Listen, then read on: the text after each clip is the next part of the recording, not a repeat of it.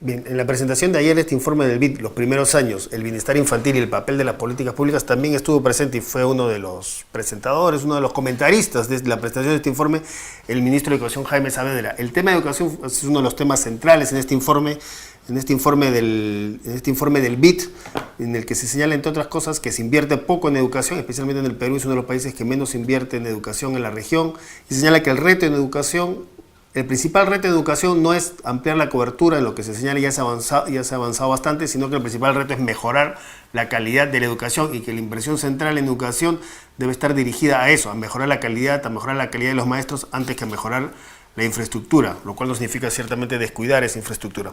Veamos la entrevista que le hicimos al ministro de Educación Jaime Saavedra inmediatamente después de la presentación de este informe del BID. Ministro, en el informe del BID, entre otras cosas, dice que en el tema de educación inicial, pero educación general, se ha avanzado en cobertura, pero el reto pendiente es el reto de calidad. Es el reto pendiente también en el Perú, porque la cobertura en educación inicial ha ido avanzando, está por arriba del 80%, tengo entendido, pero dice que hay un gran déficit en calidad. ¿Cómo enfrentar ese reto de la calidad de la educación? Mira, efectivamente se ha incrementado en 8 puntos en los últimos 4 años la cobertura en educación inicial. Se ha incrementado en 16 puntos en áreas rurales, casi no hay brecha entre lo urbano y lo rural en lo que se refiere a acceso a educación inicial, pero tanto en inicial como en verdad en todos los niveles educativos tenemos un reto muy grande todavía de calidad, ¿no? Tenemos que seguir trabajando en revalorizar la carrera docente de todos los niveles, inicial, primaria, secundaria. Tenemos que seguir trabajando en una mejor gestión de nuestras escuelas, tenemos que seguir invirtiendo más en la infraestructura de nuestras escuelas, y hemos avanzado en muchos temas, ¿no? Por ejemplo, nuestros materiales pedagógicos de inicial son de excelente calidad, las guías que reciben los profesores son de excelente calidad, las reciben básicamente todos los profesores, la cobertura de recepción de materiales, por ejemplo, es del 90%. Obviamente con algunos problemas en la selva todavía, ¿no? Pero es una cobertura bastante alta. Entonces se ha avanzado bastante, ¿no? Tenemos un enfoque pedagógico mucho más pertinente, pero todavía, ¿no? En inicial y en toda la educación en el Perú en general, el reto de calidad todavía es inmenso. Pues el informe del BID, en todo caso, señala que la inversión central debe concentrarse en eso, en mejorar calidad, y la calidad se mejora un poco a través de mejorar también la calidad de los maestros, que la inversión en infraestructura, sin mejorar esa calidad del maestro, pues es una inversión perdida. Por ejemplo, la estructura de inversión del Ministerio de Educación, ¿cuánto es infraestructura? ¿Cuánto es el mejorar calidad del maestro? Que en el informe señala que debe ser la inversión más importante. Mira, por un lado, en verdad nosotros tenemos que avanzar en mejorar la calidad de la educación, trabajando en todos los frentes simultáneamente, ¿no? Tenemos que avanzar en el tema de la revalorización de la carrera docente, tenemos que avanzar en la mejor gestión de nuestras escuelas. Eso es importantísimo, en verdad, porque gestionar una escuela es muy difícil, ¿no? La capacitación que nosotros le estamos ya empezando a dar a los nuevos directores, a los directores recién seleccionados, es un tema absolutamente clave. Gestionar una escuela es muy complicado. El tema de infraestructura también es importante, porque a veces uno visita escuelas absolutamente abandonadas, ¿no? Donde los chicos no tienen un baño decente, ¿no? Al cual ir. Entonces ahí también uno dice, bueno, no, infraestructura no es importante. Bueno, no, yo creo que también es importante, ¿no? Nadie quiere que su hijo vaya a una escuela y que no tenga un baño, ¿no? Entonces yo creo que tampoco uno no puede decir, eso no es importante. Eso también es importante. También es parte, digamos, de la valoración de una persona, ¿no? Estar en un sitio decente, ¿no? En el cual trabajar, estudiar, ¿no? Y hay que seguir avanzando, ¿no? En el desarrollo de mejores programas pedagógicos. Ahora, dicho eso, tenemos que avanzar en todos esos frentes, ¿no? Como las ruedas de un carro. Para que avance necesita avanzarse en todos esos frentes. Sí es cierto que un elemento indispensable, ¿no? Son los docentes, ¿no? La calidad de un sistema educativo depende, ¿no? Está, digamos, determinada por la calidad de sus docentes, y nosotros como país tenemos una deuda inmensa, Ahora, ¿no? hablando del tema de los docentes, en educación inicial específicamente, es la que el déficit de docentes para educación inicial está un poco por encima de los 20.000 docentes, lo que hacen falta para educación inicial. ¿Qué se está haciendo al respecto, digamos, para preparar docentes especializados en educación inicial? ¿Cómo se está avanzando en el tema de cubrir ese déficit de docentes para educación inicial? Hay un déficit de plazas en este momento, ¿no? Yo creo que si abrimos plazas, habrían los docentes. ¿Hay suficientes docentes preparados para educación inicial? Pero el tema en general en los docentes, no solamente en inicial, yo diría en todos los niveles, ¿no?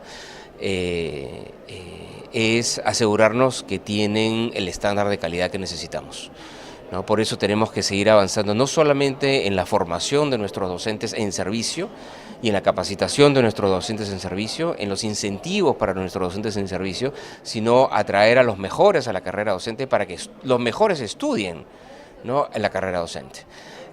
Uno de los temas en ese sentido importantes que no se han avanzado hasta ahora y que recién estamos empezando ahora y que va a ser parte de una propuesta de ley que está yendo al Congreso en este momento es una reforma de los institutos pedagógicos, ¿no?, que requieren el establecimiento de estándares de calidad muchísimo mayores, ¿no? Entonces hay varios aspectos en lo que se refiere a docentes en los que tenemos que avanzar muchísimo y poco a poco, ¿no?, avanzar en un país en el cual la docencia es una carrera altamente valorada, ¿no? Entonces tenemos un camino muy largo para recorrer en ese sentido. Una última pregunta.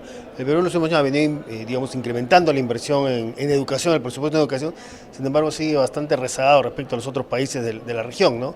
Ahora se aumentó el presupuesto respecto al PBI, está ahora el 3.85, cerca del 3.9%, 3.85% del PBI, ¿no? Sin embargo, seguimos atrás en la región, donde otros países como Bolivia está por arriba del 6%, igual Argentina, Brasil, seguimos a la cola de la inversión en educación. ¿Por qué seguimos en ese tema de educación entre los países que menos invierten en educación? ¿Cuál es el costo de ser un país que invierte tan poco en educación y cuándo cree que se va a cerrar esa brecha? Bueno, mire, todavía se invierte poco en educación efectivamente porque la base de la cual partimos es muy baja, ¿no? El presupuesto en educación se ha incrementado en los últimos 5 años en casi 90%, ¿no? Casi se ha duplicado, ¿no? Entonces, bajo cualquier punto de vista, ese es un incremento sin precedentes, ¿no?, monstruoso, ¿no?, en educación. El gasto por alumno se ha incrementado de un promedio de $650, vamos a llegar a 1.100 probablemente el próximo año. Entonces, si uno lo mira desde un punto de vista de incremento porcentual, es un incremento brutal, ¿no? Entonces, el esfuerzo financiero que se ha hecho es gigantesco.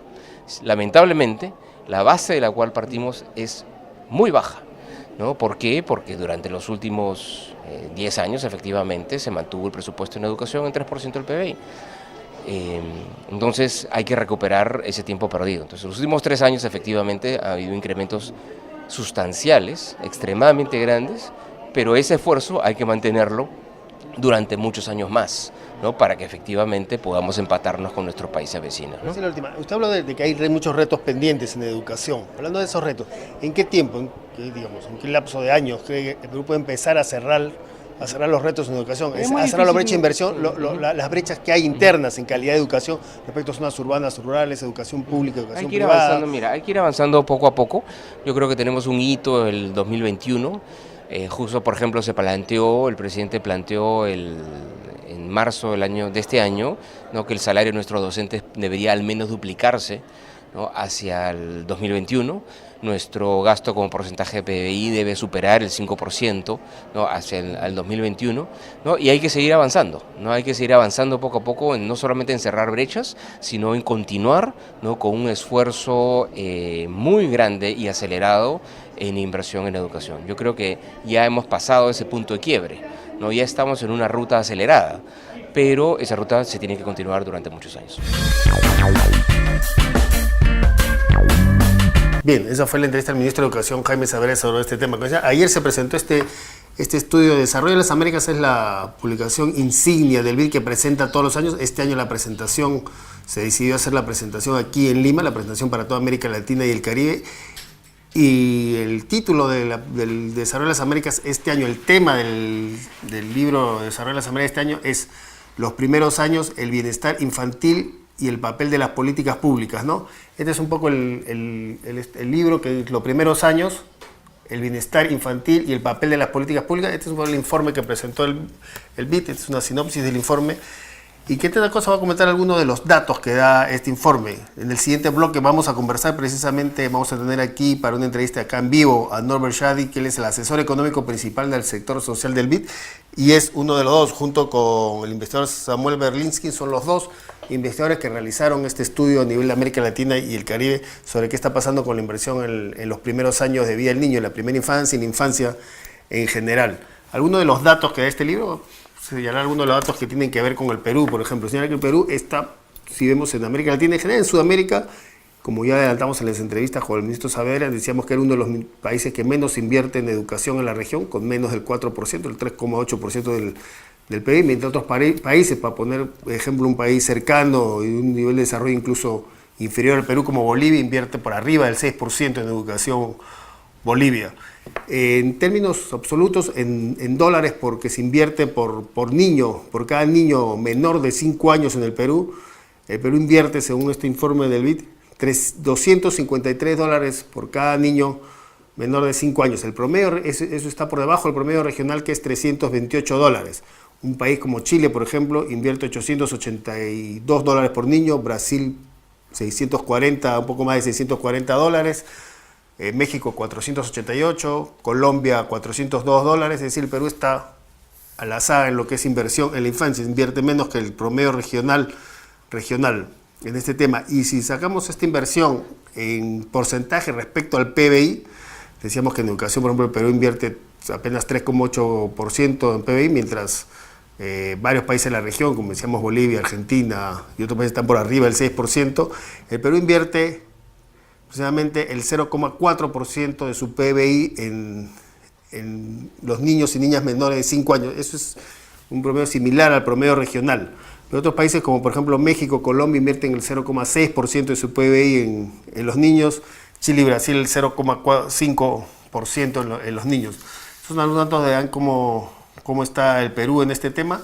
Se señalaba en este informe también que el Perú ha tenido avances importantes en algunos temas como el Perú y la región en general. Se dice que ha avanzado de forma importante en temas como disminuir mortalidad infantil y desnutrición infantil, pero todavía se ha avanzado poco en el tema de educación. Se ha avanzado, se señala, como decíamos antes, en aumentar la cobertura en educación, pero falta mucho en incrementar la calidad de la educación, mejorar la calidad de educación. Y para terminar, un dato, decíamos que el promedio regional de inversión por niños es 0,4% del PBI, que es también el promedio que invierte el Perú de su PBI en los niños, pero por ejemplo los países desarrollados, para comparar cómo está la inversión en la región con los países desarrollados invierten en promedio el 1,7% de su PBI en la infancia, es decir, más o menos 4 veces más de lo que invierten los países de América Latina y el Caribe, es lo que invierten los países desarrollados en su infancia. Estos son algunos de los datos principales que podemos ir adelantando de este informe sobre los primeros años, el bienestar infantil y el papel de las políticas públicas. Este informe presentado ayer por el BID para América Latina y el Caribe, presentación que se hizo en Lima y que fue transmitida por Salgalú TV. Nosotros vamos a un corte y luego del corte ya regresamos para conversar con Norbert Shadi, que es asesor económico principal del sector social del BID, el Banco Interamericano de Desarrollo, uno de los autores de esta investigación, con quien ya vamos a analizar los resultados de esta investigación, sus implicancias para la región, cómo está la región de América Latina y el Caribe respecto a la inversión en su infancia, específicamente cómo está el Perú en este tema. Entonces vamos a un corte y luego regresamos ya para conversar con Norbert Shadi, investigador del BID, sobre este tema de los primeros años, el bienestar infantil y el papel de las políticas públicas.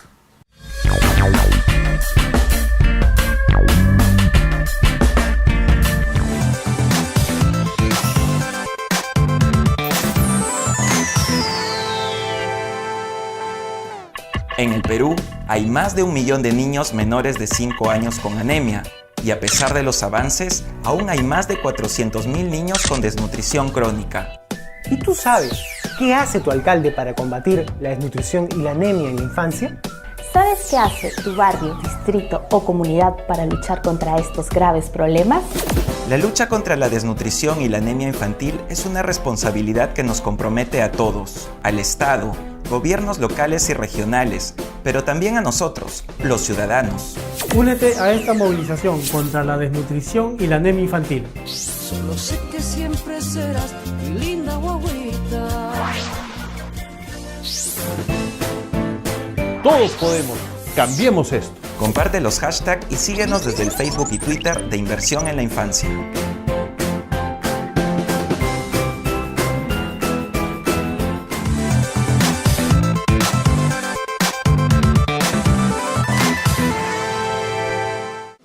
La lucha contra la desnutrición y la anemia infantil es una responsabilidad que nos compromete a todos, al Estado, gobiernos locales y regionales, pero también a nosotros, los ciudadanos. ¿Conoces la realidad de tu región sobre la anemia y la desnutrición infantil? En Lima Metropolitana son más de 175.000 niños. En Ayacucho hay más de 30.000 niños y en Loreto más de 60.000. ¿Y tú sabes qué es la anemia? La anemia es la falta de un nutriente vital para el crecimiento de un niño, el hierro. La anemia se puede combatir. Dale a tu hijo alimentos ricos en hierro. Este importante nutriente lo puedes encontrar en los pescados, las carnes rojas, en la sangrecita, en el hígado y el cuy. Complementa la alimentación de tus hijos con micronutrientes. Infórmate y actúa. Todos podemos. Cambiemos esto.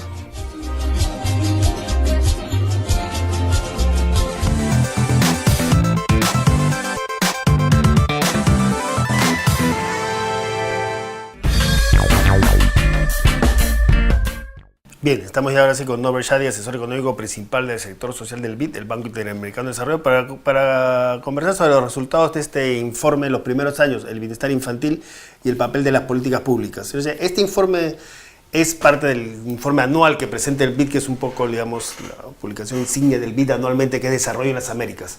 La primera pregunta es, ¿por qué este año decidieron dedicar este informe de Desarrollo en las Américas al tema de los primeros años, al tema de la primera infancia? Creo que es un tema extremadamente importante en la agenda de desarrollo de un país, porque si uno no construye bien los fundamentos de la sociedad del futuro, y los fundamentos de la sociedad del futuro son los niños ahora, que se volverán adultos en el futuro, y sabemos por mucha evidencia acumulada ahora de diferentes campos, tanto la neurología como el desarrollo infantil, como la economía, que lo que sucede en los primeros años es absolutamente crítico en determinar las trayectorias de los niños, tanto cuando ingresan al sistema educativo formal y eventualmente cuando se gradúan de este y pasan al mercado de trabajo y pasan a ser miembros adultos de una sociedad. Entonces, sabemos que este es un tema extremadamente importante y también sabemos que muchos gobiernos en la región han estado haciendo esfuerzos para mejorar diferentes servicios que se proveen a los niños. Ahí quería preguntarle, sí, el esfuerzo, ¿cuáles son entonces, ahí, este informe, digamos, de tema de infancia, cuáles son las primeras conclusiones a las que han llegado este informe de cómo están los países, usted ya nos adelantaba, cómo están los países de la región respecto a invertir en la infancia? Esta inversión usted dice que es clave no solamente por un tema el informe lo dice, ¿no? Que es clave no solamente por un tema de ética, sino fundamentalmente también por un tema de desarrollo de los países. Correcto. Entonces, ¿cómo están los países de la región respecto a la inversión, a la importancia que le haga la inversión a la infancia, a la primera infancia, y dentro de la región, cómo está el Perú? Sí, quiero resaltar tres temas sobre eso. El primero es que los niños, a pesar de haber progresado mucho en temas de desnutrición en la mayoría de países, incluidos en el Perú, los niños pobres siguen teniendo rezagos muy severos en todo lo que se refiere a su desarrollo cognitivo y de lenguaje. Ese es el primer punto. El segundo punto es que aun cuando la inversión en general en la primera infancia ha aumentado en el tiempo, en los países de América Latina y el Caribe sigue siendo muy baja en relación a lo que se ve en países tanto de la OECD como en los países que tienen el mejor rendimiento en lo que se refiere a los niños jóvenes. Y me refiero la inversión no en términos absolutos, porque obviamente un país como Dinamarca va a invertir más que un país como Perú, porque simplemente tiene más recursos, pero también la inversión como función del PIB, como proporción del PIB, ¿no? En esto todavía estamos muy rezagados en América Latina y esto también incluye al Perú. Y finalmente, el tercer punto importante de este diagnóstico que hacemos es que las responsabilidades institucionales todavía no están claras, de tal manera que qué es lo que le compete a los gobiernos locales, regionales, nacional y también a los diferentes ministerios, por ejemplo, Ministerio de Salud, Ministerio de Desarrollo Social, Ministerio de Educación, a los actores que están dentro del sector público, como el sector no gubernamental, como el sector privado, no está bien definido y consecuentemente en algunos casos se solapan y en algunos otros casos nadie está dando la asistencia, la atención que se debería de dar. Entonces, en términos del diagnóstico, creo que hay buenas luces, pero también hay muchas cosas que mejorar. En ese diagnóstico, usted dice que la región en general la inversión es muy baja. Invierte, y tengo acá los datos, como promedio el 0,4% de su Producto Bruto Interno, de su PBI, que más o menos la inversión similar al Perú, que está por debajo de otros países de la región como Colombia, por ejemplo, que invierte 0,6%. Y los países desarrollados que invierten 1,7%, es decir, 4 veces más. Con los países de la OCDE, para quien nos escuche, si pudiera decirnos qué grupo de países son los de la OCDE, invierten el 0,7% en promedio. Sí. Con este nivel de inversión, digamos, son pocos los resultados que se pueden esperar. ¿Cuál es, como promedio del PIB, un nivel de inversión que el BID considera mínimamente razonable que debe destinarse a la infancia? O sea, no tenemos una cifra porque se puede hacer mucha inversión muy mala y se puede hacer poca inversión muy buena. Y verdaderamente es así. Hemos visto que algunos países que invierten bastante lo hacen de una manera muy ineficaz y en servicios que al final del día no benefician mayormente a los niños, mientras otros países que invierten relativamente menos lo hacen eficazmente, pero claramente un nivel de 0,4% no es suficiente para dar los... Entonces yo creo que un nivel de alrededor de un punto del PIB probablemente es algo razonable, pero es algo a lo que hay que aspirar, yo creo, en el mediano plazo, porque de nada sirve, como digo, aumentar las inversiones así a base de chequeras sin más, sin pensar verdaderamente sobre los temas profundos de la calidad y de cómo se dan estos servicios. Y en calidad de inversión, usted decía que hay casos que hay una inversión muy mala y otros buenas, pero en términos generales, ¿cómo está el tema de calidad de inversión en América Latina y el Caribe, en esa inversión dirigida a la infancia? El mayor reto en calidad verdaderamente se encuentra en los servicios que tienen que ver con el cuidado en jardines infantiles. En muchos países de la región, para niños entre 2 y 4 años, se ha expandido dramáticamente la cobertura de estos servicios.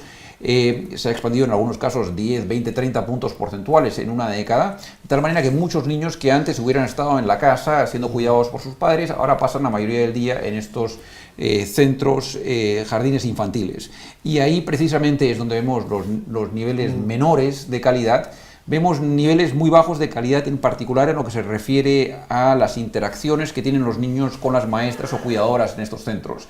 Y sabemos que si no se mejora esas interacciones, la calidad de estos procesos, entonces es muy poco probable que estos servicios tengan un impacto positivo sobre el desarrollo de los niños. Y podrían, si la calidad de esos servicios no es buena, podrían incluso tener un impacto negativo. Sí, es tal como usted lo dice.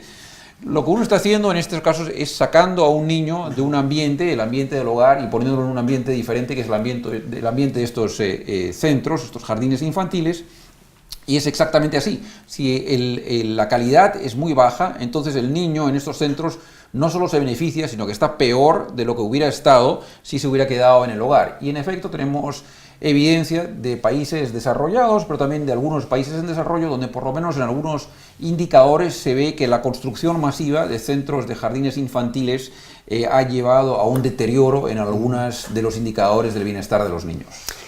Y en esta medición, ¿hay medición por países? ¿Quiénes son los países, ya no solo la universidad que invierte más en la nación, quiénes son los países que están invirtiendo mejor en la región? ¿Y cómo está el Perú ahí en calidad de inversión? Por ejemplo, un caso, usted nos da el caso de los centros de cuidado diurno.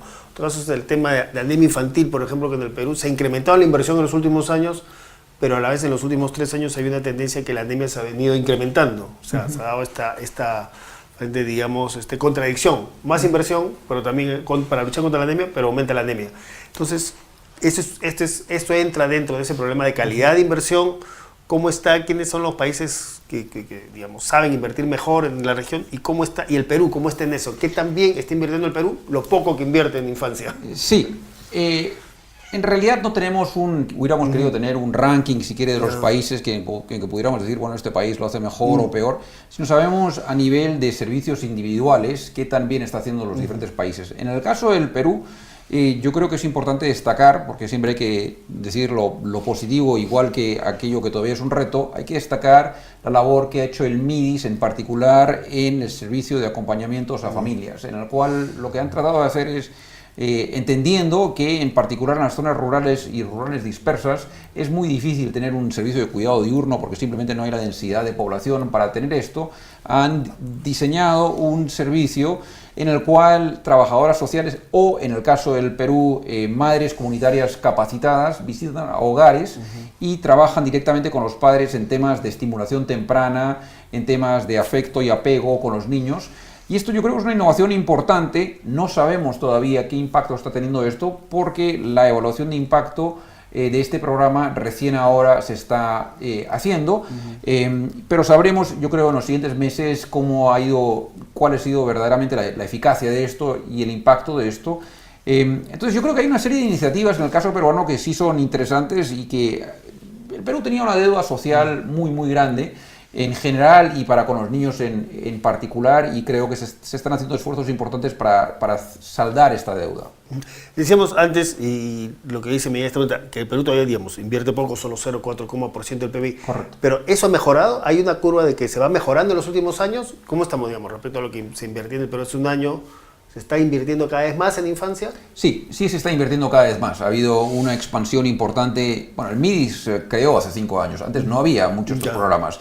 Y en el caso del Ministerio de Educación ha habido una expansión importante en el gasto, en diferentes niveles, pero incluido también en el gasto para niños pequeños, en particular para niños de 3, 4 y 5 años, y ha habido unos esfuerzos serios para tratar de mejorar la calidad. Pero quiero resaltar de que se están haciendo muchos esfuerzos, pero que queda mucho camino por recorrer. Y que en el caso del Perú, igual que en otros países, pero en el caso del Perú específicamente, lo que hay que hacer es forjar un consenso de tal manera que lo que se está haciendo ahora y lo que se pueda hacer mejor siga en camino en los siguientes años. Porque esto no es como construir una carretera o un puente que se hace y ya, y luego hay que mantenerlo de vez en cuando y demás, sino verdaderamente es un esfuerzo en el cual hay que tener una visión de mediano y largo plazo. Y eso de consenso que señala usted que es vital, ¿cómo ve? Ahí ya le uno pregunta cuál es su percepción un poco sobre la elección del Perú. Digamos, estamos en un año electoral, hay elecciones en abril, cambio de gobierno el próximo año, unas elecciones además en un ambiente bastante polarizado políticamente, ¿no? ¿Cómo ve la posibilidad en el Perú, digamos, la reunión que ha tenido con autoridades en esta visita, cuál es su percepción respecto a esa posibilidad de que en el Perú se logren esos consensos para mantener políticas y mantener inversión en la infancia y que no ocurra, por ejemplo, que algunas políticas, unos programas que usted destacaba positivos, como de las visitas domiciliarias, el programa Cuna Más, no, digamos, tengan sostenibilidad, no sean truncados porque hay un cambio de gobierno, sino más bien sean potenciados y mejorados? ¿Cómo ve, digamos, cuál es su presión respecto a la posibilidad de lograr consensos en el Perú? Sí, yo creo que este es un reto en muchos países, el Perú no es único en este sentido, y yo creo que aun cuando hay un consenso de que la infancia es importante, lo que falta verdaderamente para establecer estos consensos, yo creo, son dos cosas. Una cosa es mayores datos, mayores y mejores datos, que muestren verdaderamente cómo están los niños en el Perú en dimensiones que van más allá de la salud y nutrición. Hemos por mucho tiempo medido la salud, la nutrición de los niños. Esto es obviamente un tema extremadamente importante, nadie lo quiere menoscabar, pero igualmente importante que esto son el desarrollo en otras dimensiones de los niños. Y en estas otras dimensiones hemos hecho mucho menos esfuerzo para medir los resultados. ¿Con cuáles, por ejemplo? Desarrollo cognitivo, desarrollo del lenguaje, desarrollo psicoemocional de los niños. Y entonces ni siquiera tenemos clara la foto de cómo están los niños.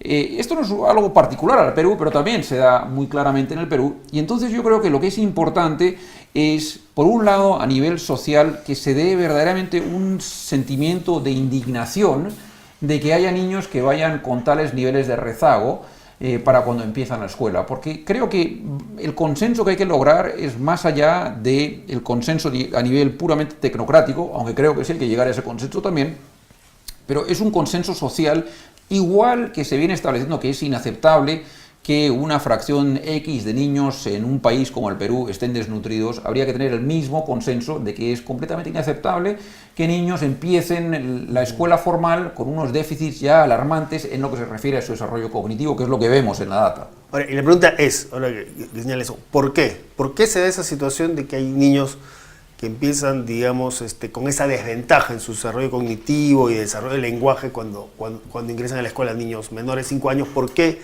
están en esa desventaja? ¿Eso tiene que ver con el nivel de educación de los padres? ¿Tiene que ver tal vez también con los efectos de problemas como desnutrición o anemia. ¿Cuál identificó usted? ¿Cuál es la razón de que se está comenzando, de que se está dando esta situación? ¿Y qué hacer para empezar, digamos, a revertir eso? Sí, de nuevo, es un tema extremadamente complejo porque se dan muchos factores que inciden en estos bajos niveles de desarrollo. Pero claramente la familia es un tema crítico para niños muy jóvenes. Y lo que se ve es, tal como resaltabas, lo que se ve es que en efecto los niños cuyos padres tienen menores niveles de educación tienen mayores déficits en estas diferentes dimensiones, y también se ven los comportamientos que llevan a estos déficits. Entonces, por ejemplo, vemos, por un lado, en lo que se refiere al desarrollo psicoemocional, lo que vemos es que en hogares con padres con menores niveles de educación hay una mucha mayor incidencia de, por ejemplo, castigo corporal severo, aún a niños muy pequeños, un castigo corporal que sabemos que es muy dañino para la formación de estos niños, pero no hay, esto es parte de algo, no es nuevo, es algo que, digamos, lleva muchas décadas, probablemente siglos, donde se considera aceptable castigar a los niños de unas maneras que ahora sabemos por la ciencia no son verdaderamente consistentes con un desarrollo de estos niños. Por otro lado, también vemos que en términos de, por ejemplo, estimulación temprana, vemos que la proporción de niños a los cuales se les lee regularmente es mucho menor entre hogares con menores niveles de recursos y menores niveles de educación, y sabemos de nuevo que el leer a un niño en los primeros años tiene un impacto importante sobre el vocabulario y diferentes dimensiones del aprendizaje temprano de estos niños. Entonces sí hay mucho que sucede a nivel de la familia, pero por otro lado es un gran reto cómo trabajar con estas familias para cambiar algunos de estos patrones de comportamiento sin verdaderamente, o sea, encontrar el balance ideal para el Estado en el trabajo con estas familias, de tal manera que no sea algo intrusivo, que no se usurpe, si se quiere, la labor fundamental de los padres, pero al mismo tiempo se reconozca que verdaderamente hay una labor, una función para el Estado para trabajar con estos niños en edades muy tempranas. Ahora, tiene que cambiar estos temas, digamos, requiere políticas públicas, trabajar con familias, que son políticas públicas que no requieren grandes inversiones de dinero, o sea, requieren inversión ciertamente, pero digamos que no se requieren millonarias inversiones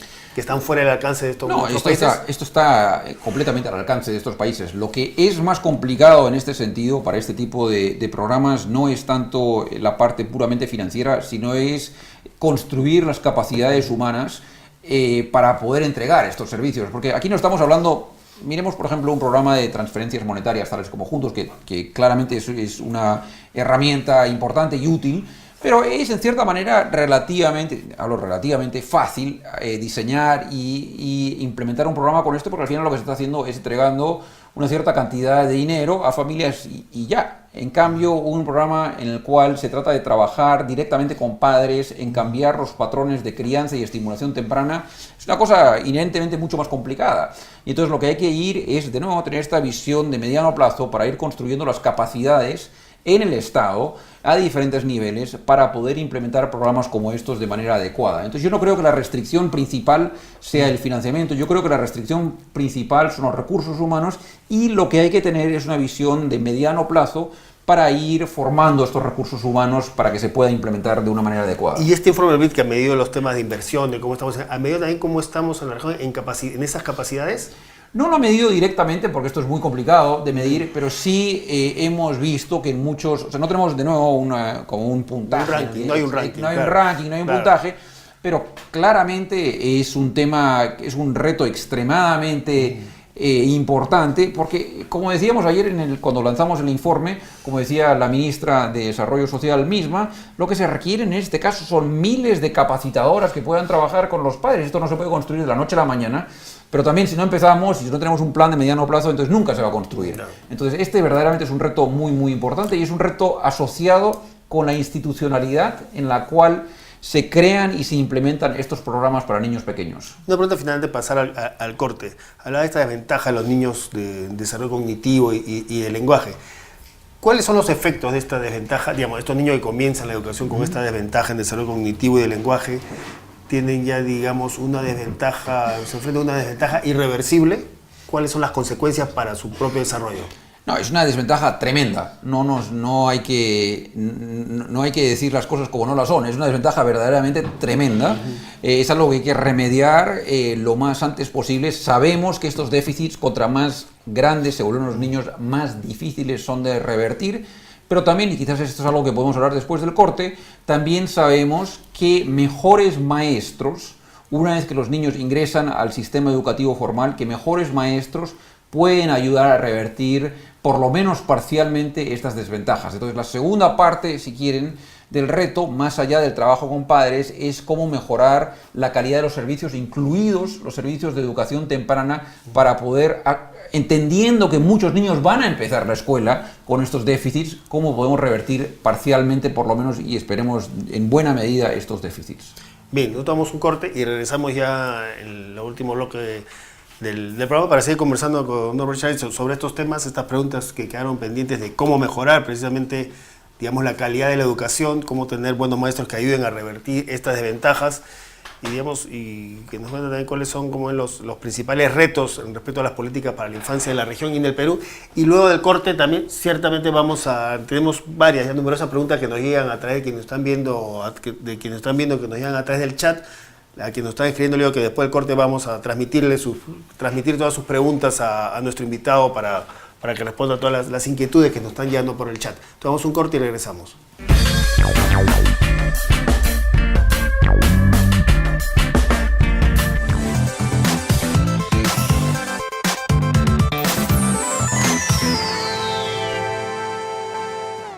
En el Perú hay más de 1 millón de niños menores de 5 años con anemia.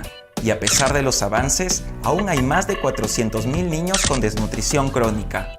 ¿Y tú sabes qué hace tu alcalde para combatir la desnutrición y la anemia en la infancia? ¿Sabes qué hace tu barrio, distrito o comunidad para luchar contra estos graves problemas? La lucha contra la desnutrición y la anemia infantil es una responsabilidad que nos compromete a todos, al Estado, gobiernos locales y regionales, pero también a nosotros, los ciudadanos. Únete a esta movilización contra la desnutrición y la anemia infantil. Solo sé que siempre serás mi linda guaguita. Todos podemos. Cambiemos esto. Comparte los hashtags y síguenos desde el Facebook y Twitter de Inversión en la Infancia.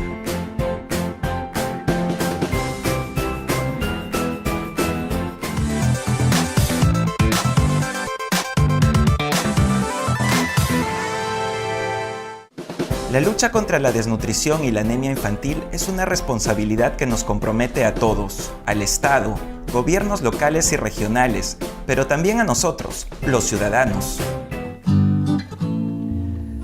¿Conoces la realidad de tu región sobre la anemia y la desnutrición infantil? En Lima Metropolitana son más de 175.000 niños. En Ayacucho hay más de 30.000 niños y en Loreto más de 60.000. ¿Y tú sabes qué es la anemia? La anemia es la falta de un nutriente vital para el crecimiento de un niño, el hierro. La anemia se puede combatir. Dale a tu hijo alimentos ricos en hierro. Este importante nutriente lo puedes encontrar en los pescados, las carnes rojas, en la sangrecita, en el hígado y el cuy. Complementa la alimentación de tus hijos con micronutrientes. Infórmate y actúa. Todos podemos. Cambiemos esto.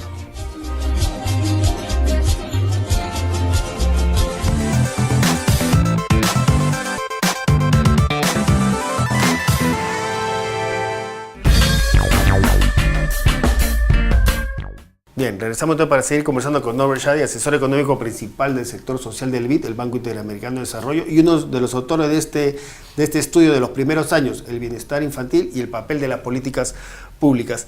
En este corte quedó este tema de, digamos, de la importancia de la calidad de los maestros para mejorar, digamos, el rendimiento de los alumnos, incluso la importancia de tener buenos maestros que pueden ayudar incluso a revertir estas desventajas cognitivas, desventajas de desarrollo del lenguaje, las desventajas que llegan muchos niños por estos problemas, puede ser por problemas de desnutrición, de anemia, por problemas de las propias condiciones de pobreza en las que viven, ¿no? ¿Cómo ven ustedes este tema de la calidad de los maestros en general en la región, en el Perú, y si cree en las políticas de educación? ¿Qué tanto se está invirtiendo en mejorar maestros? O, por ejemplo, cuando se habla de educación, cuando se invierte en educación, digamos, una prioridad, una tendencia regional, una tendencia del Perú es priorizar infraestructura. ¿Cómo ven el tema de la calidad de los maestros? El tema de la calidad de los maestros es absolutamente esencial. Los maestros son el recurso más importante a nivel de escuela y el determinante más importante del aprendizaje de los niños. Entonces ese es el primer punto. Más allá de la infraestructura, más allá de todos los demás insumos, el tema de los maestros es absolutamente central. Lo que ha sucedido es que en muchos países de la región, el Perú incluido, la carrera docente, la carrera para ser maestro ha sido muy desvalorizada en el tiempo, por muchas razones, incluidas la falta de paga adecuada, pero también por problemas con quién se autoselecciona a ser maestro y demás. Y lo que sabemos es que fundamentalmente tener un mejor maestro puede afectar de una manera contundente el progreso de los niños en el sistema educativo, incluyendo los niños que ingresan a los 4 o 5 años de edad. Y ahí quisiera resumir un poquito los resultados de un estudio que como BID hemos hecho en Ecuador, en el cual vemos al final del tercer grado, vemos qué efectos ha tenido sobre los resultados en pruebas de matemáticas el haber sido asignado a mejores o peores maestros en el primer, segundo y tercer grado de la primaria. En realidad en kindergarten, primero, segundo y tercer grado de primaria. Y lo que se ve que en las mismas escuelas, cuando uno compara los niños que han sido asignados a mejores o peores maestros en esas mismas escuelas, entonces no estamos hablando de una escuela en Lima, en Miraflores, y compararla con una escuela en digamos, Puno rural, sino estamos hablando de en Puno rural, en una misma escuela, o en Lima, en una misma escuela, la comparación entre niños que recibieron un mejor o peor maestro en esa escuela. Y lo que vemos es que una secuencia de mejores maestros puede revertir mucho del déficit con que entran los niños a la escuela a los 4 o 5 años de edad. Entonces la pregunta verdaderamente es cómo aseguramos que tengamos más de estos mejores maestros y menos de aquellos que al final de cuentas no están dando beneficios importantes para los niños. Y en ese sentido, la inversión central en educación debe estar dirigida a eso, a mejorar la calidad de educación, a invertir en los maestros, tanto en capacitar maestros, en formar mejores maestros y también en, digamos, recuperar esta desventaja salarial de los maestros para que, digamos, haya más gente interesada en ser maestros. ¿Esa debe ser la inversión central en educación? Sí, o sea, en realidad, tal como señaló el ministro Saavedra ayer en su presentación, en el Perú sigue habiendo, para niños pequeños, niños de 3 y 4 años, sigue habiendo un reto también de cobertura, simplemente de llegar a estas poblaciones que en general son poblaciones obviamente más remotas, poblaciones en las cuales los servicios tienen mayor dificultad llegando. Pero no tiene mucho servicio llegar a ninguna población si la calidad no es de un nivel en el cual está produciendo beneficios. Y claramente yo sí creo que el reto central para la enseñanza para estos niños pequeños es cómo mejorar la calidad de los maestros. Dentro de eso se han probado diferentes cosas en diferentes países que han tenido mayor o menor éxito en algunos y otros, pero que creo que apuntan en la dirección correcta. Uno es hacer un mejor esfuerzo para seleccionar mejores maestros de entrada. Otro es, para una vez que los maestros ingresan al sistema educativo, tener un programa o una manera de que sean recapacitados permanentemente. Imagínense si uno acaba la carrera hace 15, 20 años y ya nunca más aprende nada más allá de lo que aprendes solo en la escuela, entonces no tiene mucho sentido. Entonces, hay programas innovadores de mentorías, de recapacitación. Luego hay que medir el rendimiento de estos maestros, recapacitar a aquellos que no tienen un rendimiento adecuado, pero también eventualmente si hay maestros que a pesar de la recapacitación año tras año tienen un rendimiento muy bajo en lo que se refiere al desempeño de los niños, diferentes países, por ejemplo, han hecho programas en los cuales se jubilan de manera temprana a algunos maestros que verdaderamente a estas alturas no deberían de ser maestros. El tema de la calidad de la educación es el reto principal de la educación en América Latina en general, en el Perú, y en el Perú como el tema de la calidad que se refleja con fuerza, por ejemplo, en las brechas que existen de calidad. Por ejemplo, hay de educación privada de una calidad que uno puede decir una buena calidad, relativamente buena, frente a otra educación, digamos, pública en algunos sectores de menor calidad, donde la calidad está asociada también a los niveles económicos, ¿no? Niveles económicos altos pueden acceder a una educación de calidad, los niveles bajos no. ¿Cómo usted ve que esa diferencia de calidad en la educación consolida las brechas y las desigualdades y los mayores problemas de calidad se dan en las zonas rurales, ¿no? Sí, todo lo que dice es correcto, solo quisiera ser un poquito más sutil en mirar esto, en el sentido de que la educación privada es muy heterogénea. Entonces, la educación privada hay desde escuelas que son de una calidad muy alta, altamente eficaces, a escuelas privadas que son de condiciones terribles y verdaderamente... En el Perú han proliferado en los últimos años ese tipo de escuelas. Exactamente. Entonces hay que tener mucho cuidado de no mandar el mensaje que de alguna manera la educación privada es mejor que la educación pública, porque en realidad lo que hay es escuelas que funcionan muy bien en el sector privado y que funcionan muy bien en el sector público, y asimismo hay escuelas que funcionan muy mal en ambos sectores. Ahora, lo que sí es cierto es que tradicionalmente la calidad de la educación ha sido mucho menos alta en los sectores rurales, y en particular en los sectores rurales, los más apartados y los más pobres en el Perú y en otros países también. Entonces, lo que hay que ver es cómo particularmente mejorar la calidad en esas escuelas. Y lo segundo es, como digo, es que aún dentro de las mismas escuelas, esto a mí siempre me parece un dato, como decía cuando discutía el ejemplo de Ecuador, parece un dato extremadamente importante, que es que en la mayoría de países, si uno trata de separar la parte de la calidad que se puede explicar por diferencias entre escuelas y diferencias dentro de escuelas entre diferentes maestros, en general alrededor del 50% de esa variabilidad se encuentra no entre escuelas, sino entre maestros en la misma escuela.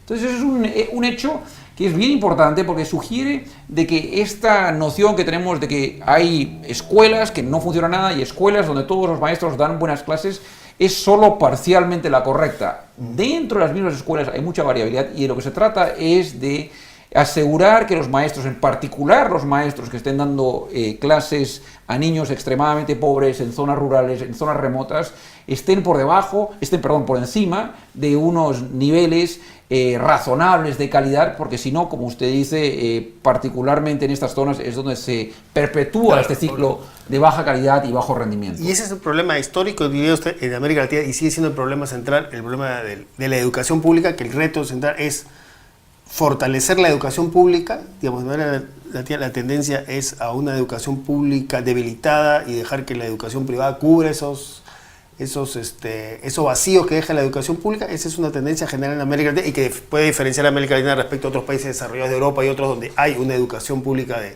de primer nivel, ¿no? Donde la mayoría de los estudiantes van a la educación pública. Ese es un problema en América Latina, con algunas excepciones ciertamente en la región, como pueden ser países como Uruguay, Argentina, que han tenido históricamente una educación pública de calidad, ¿no? Sí, no, yo creo, francamente, que más bien lo que creo es cierto de que la educación privada se ha expandido mucho, pero la educación primaria, como decíamos hace un momento, la educación primaria, la expansión en esta educación ha sido de una calidad muy heterogénea. Claro. Y yo creo que al final el sector público tiene un rol absolutamente central y fundamental, y más bien lo que estamos viendo en algunos países como Chile es el cuestionamiento de la educación privada. A eso voy. La política de los gobiernos, la política pública de educación debe ir a fortalecer la educación pública y asegurar una educación pública de igual o mejor calidad que la privada. Yo creo que sí, absolutamente. Es una responsabilidad del sector público.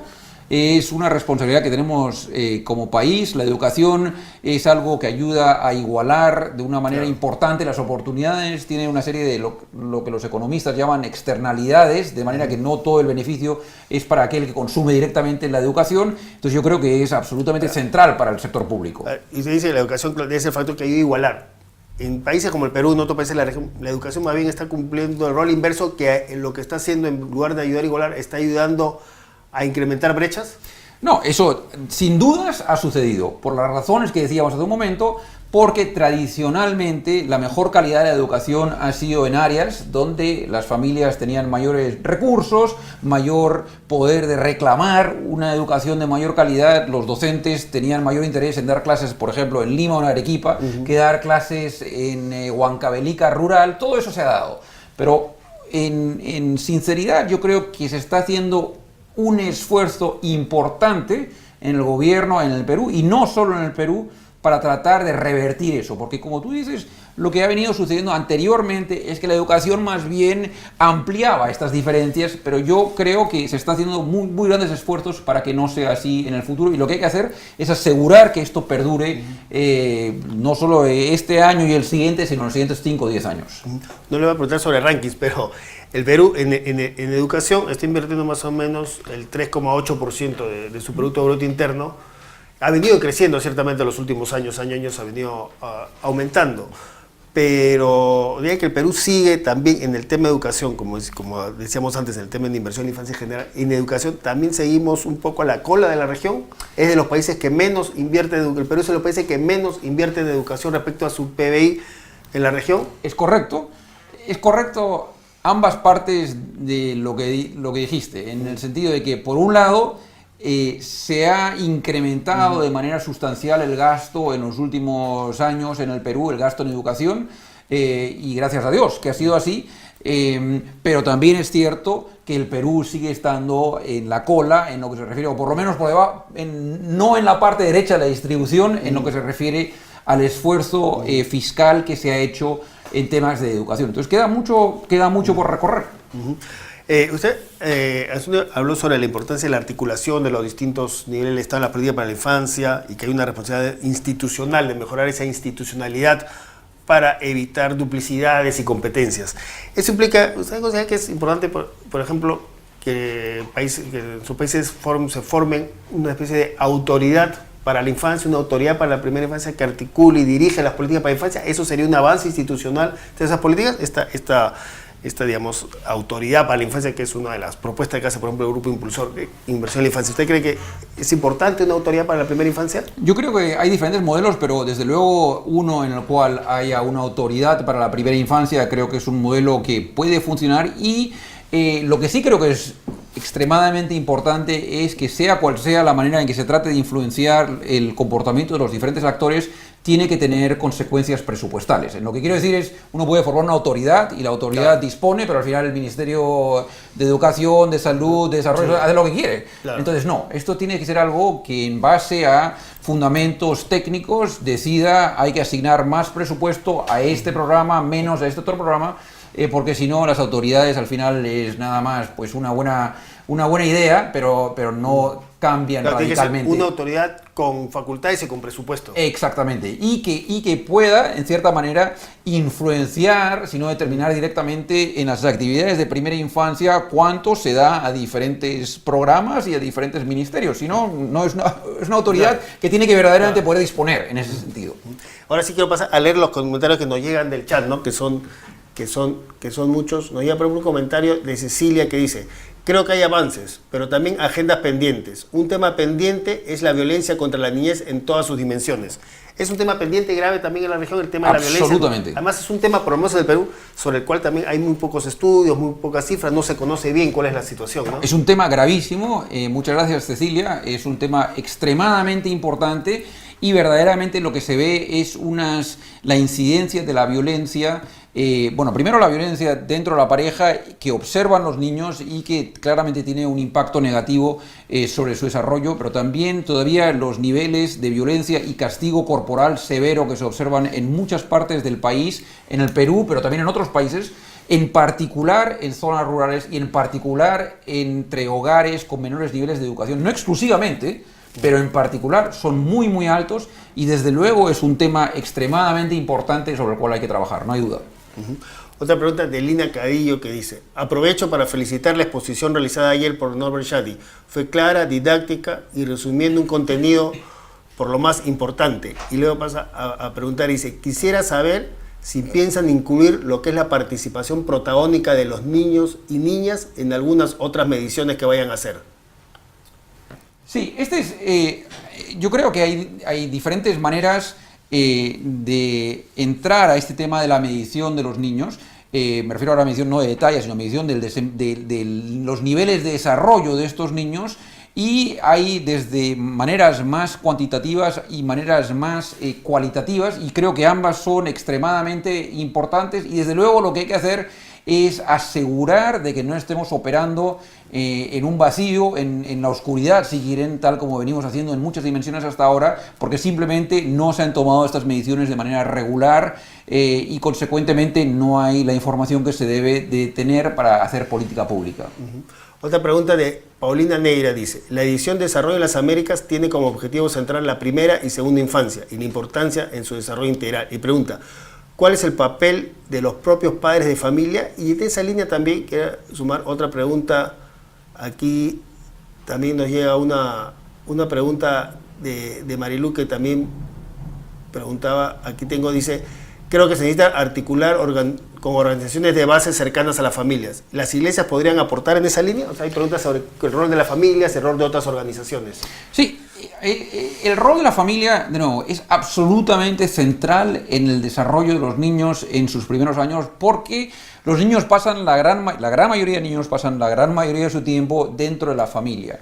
Y por otro lado, lo que sucede es de que el Estado tradicionalmente ha visto muy circunscrita su labor en lo que se refiere a las familias. Básicamente han dicho, muy bien, más allá de castigar o prohibir ciertos comportamientos de violencia física extrema, negligencia extrema, o de dar ciertos servicios médicos, tales como vacunas, en general el Estado ha visto su rol como un rol bastante limitado.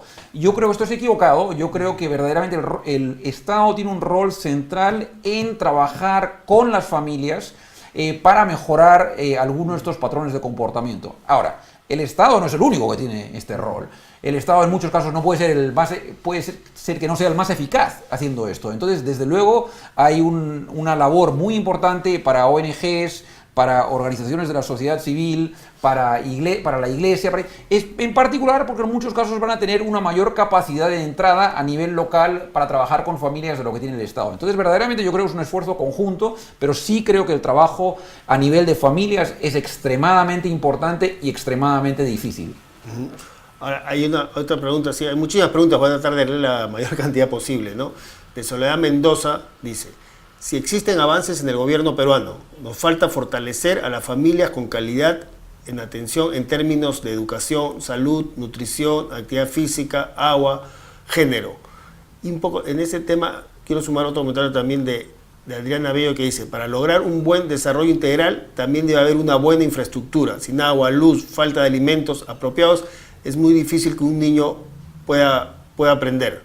Sí, es correcto. Sin estos insumos es muy difícil que un niño pueda aprender, pero lo que yo quisiera aseverar es de que en general el problema es de que el Estado ha hecho hincapié solo en estas dimensiones o primordialmente en estas dimensiones de infraestructura y menos en estas otras cosas que son más difíciles de medir, que son las que sabemos por diferentes evaluaciones tienen una importancia igual o mayor que la infraestructura, que son todo el tema de cómo interactúan los niños en los primeros años con los diferentes adultos que los rodean, sean las familias, sean las cuidadoras, en los jardines infantiles o sean los maestros.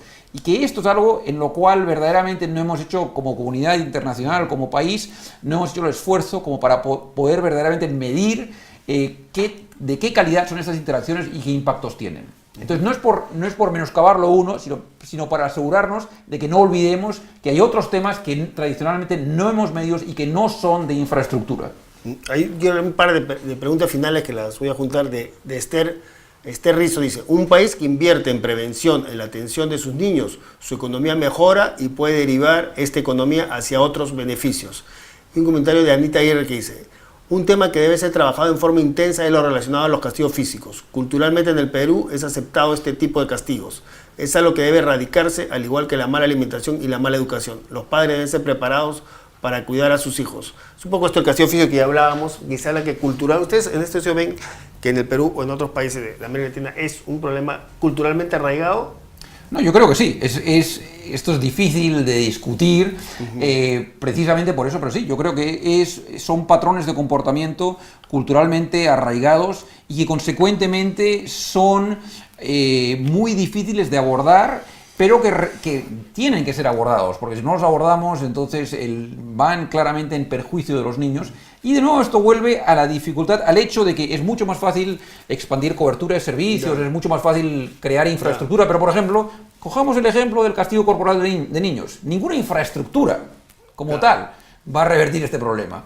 Ninguna inversión así fácil va a revertir este problema. Lo que se requiere es verdaderamente trabajar a nivel de familia, diferentes actores, con un plan de mediano plazo para verdaderamente poder llegar a un futuro mejor. Y también quería volver al primer comentario. Es absolutamente cierto. Esto no es un tema de dádivas, esto no es un tema que verdaderamente esto tiene que ser una inversión fundamental y central en la estrategia de desarrollo de un país, porque si no hacemos esto bien, verdaderamente estamos comprometiendo el futuro de estos niños y el nuestro como una sociedad. Ahora, eso realmente para terminar ya este diálogo. Esa inversión en infancia sigue siendo vista por los países de la región, por el Perú y en general por los países de la región, sigue siendo vista como un gasto, casi eso, como una dádiva, como un gasto que hay que hacer, pero no ha sido interiorizada todavía por los gobiernos de la región como eso, como una inversión necesaria, indispensable para desarrollar el país. Cuando se invierte en temas de infancia se está pensando desde el Ministerio de Economía, esto es un dinero que hay que gastar por ciertas razones, pero no lo están viendo como una inversión en desarrollo. Esa es todavía la sensación que hay en la región. Yo creo que está cambiando, pero tiene que cambiar más. Entonces, yo creo que está cambiando en parte, tú mencionabas el Ministerio de Economía, en parte porque muchos economistas, incluido el Premio Nobel de Economía James Heckman, han hecho investigación clara y contundente que ha mostrado que esto no es un reparto, no es una dádiva, no es una limosna, sino es algo absolutamente central con muy altas tasas de retorno. Y esta investigación que ha mostrado esto, que ha mostrado verdaderamente que niños en los cuales se invierte en la primera infancia, luego 20 años, 25 años después, tienen mayores salarios, menores tasas de criminalidad, mejores indicadores de salud y por lo demás, creo que ha gradualmente convencido a aquellos que en realidad, en general, no pensaban en la primera infancia, que pensaban a lo mejor en los indicadores macroeconómicos, o en la inversión en infraestructura, o en aeropuertos, o lo que quieran, pero que ahora yo creo que gradualmente está habiendo este cambio. ¿Por qué tan avanzado está ese cambio, digamos? Es un cambio incipiente, porque a mí la sensación de que todavía, en la región, por ejemplo, todavía prevalece esta sensación de que es un gasto antes que una inversión, se sigue priorizando la inversión en carreteras, en otras cosas, y además cuando vemos políticas de ajustes, siempre es ahí donde primero se corta. Sí, no, que de nuevo, es un cambio gradual, igual que cambiar los patrones de comportamiento de las familias, también es difícil cambiar los patrones de comportamientos de aquellos que tomamos decisiones sobre presupuesto público y de tratar de tener una priorización diferente de esto. Entonces, yo creo que se está avanzando. Y se está avanzando y la siguiente pregunta es, ok, entonces si vamos a gastar más, ¿cómo podemos gastar más de manera eficiente que de verdad tenga estos retornos? Yo creo que este es el siguiente paso en el cual todos tenemos que trabajar para verdaderamente poder mostrar no solo que las inversiones pueden tener estos efectos, pero qué tipo de inversiones, dadas de qué manera, pueden tener estos impactos positivos que sabemos se pueden dar. Y ahí para terminar, ¿y ese tipo de inversiones? Digamos, los principales retos para la región, ¿cuál es donde debe, digamos, centralizarse esas inversiones? ¿Cuáles son esas inversiones que tienen que ser priorizadas? Yo creo que verdaderamente estamos muy ansiosos de esta evaluación de impacto del servicio de acompañamiento a familias que da Cuna Más, y creo que también estos temas de mejorar la calidad de la educación que da el Ministerio de Educación, yo creo que esos son dos ámbitos en los cuales verdaderamente hay que seguir estudiando y profundizando e invirtiendo más. No hay ninguna duda, porque sabemos que las tasas de beneficio-costo para y en el libro lo demostramos, las tasas de beneficio-costo para esos dos tipos de programas, esos dos tipos de inversiones, si se hacen bien, son extremadamente altas. El problema de estas inversiones como Cuna Más es que son inversiones muy focalizadas, terminan siendo programas pilotos, por ejemplo, Cuna Más en general, creo que tiene un poco más de 100.000 niños, en las visitas familiares son alrededor de 50.000, un poco más, que es una cifra bastante pequeña en relación a todos los niños que pueden necesitar atención. O sea que el principal reto es cómo extender y universalizar estos programas, que dejen de ser programas pilotos para ser programas universales, y hay la posibilidad de hacerlo.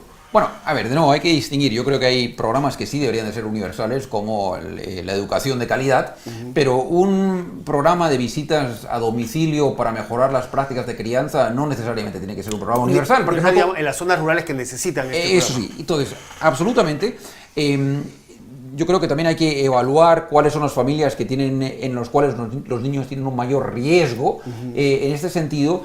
Pero entonces sí, hay que pasar de pilotos a programas de una cobertura mucho mayor, no hay ninguna duda, estoy completamente de acuerdo con eso, pero lo que hay que hacer es hacer esto de manera gradual, y lo digo porque si no, el tema de la calidad de nuevo pasa a no segundo, sino tercero, cuarto o quinto plano, y entonces nos encontramos de nuevo en una situación en la cual se hace una inversión fuerte, pero que al final no tiene impactos positivos sobre los niños por falta de calidad. Para terminar esta manera, diría que una conclusión central de este informe, si lo podemos resumir en una frase, una conclusión de un informe extenso y detallado, es que la inversión en infancia, la inversión en la primera infancia es una inversión clave para el desarrollo económico de un país. Absolutamente, esa es una conclusión central. Y lo segundo es, el segundo punto, la segunda conclusión que diría yo es que deberíamos estar muy preocupados cuando vemos que en muchas dimensiones del bienestar en primera infancia, muchos de los países, incluido el Perú, todavía hay muy serios déficits por revertir. Entonces, no solo es esencial, sino es urgente y prioritario. Bien, muchas gracias, señor, por su presencia. No sé si quiere agregar algo final. No, muchas gracias. Muchas gracias. Fue entonces esta entrevista en este programa en el que hemos analizado este informe del BID, los primeros años, el bienestar infantil y el papel de las políticas públicas. En esta entrevista, este diálogo con Norbert Shadi, asesor económico principal del sector social del BID, y como decimos, uno de los autores de este importante estudio que evaluó la situación de las políticas públicas para la infancia en América Latina y el Caribe. Les recordamos que este programa se repite hoy a las 4 de la tarde, y recordamos que mañana a las 11 de la mañana, en la edición del programa Diálogo Abierto, vamos a repetir el lanzamiento de lo que fue la presentación de este estudio del BID Desarrollo, esta publicación Desarrollo en las Américas, que tuvo este año como tema los primeros años, el bienestar infantil y el papel de las políticas públicas. Como lo hicimos, esta presentación fue transmitida ayer en vivo por Salud TV, y mañana a las 11 de la mañana en Diálogo Abierto se va a retransmitir lo que fue la presentación de este estudio. Y no se olviden, entonces, a las 4 de la tarde se repite este programa.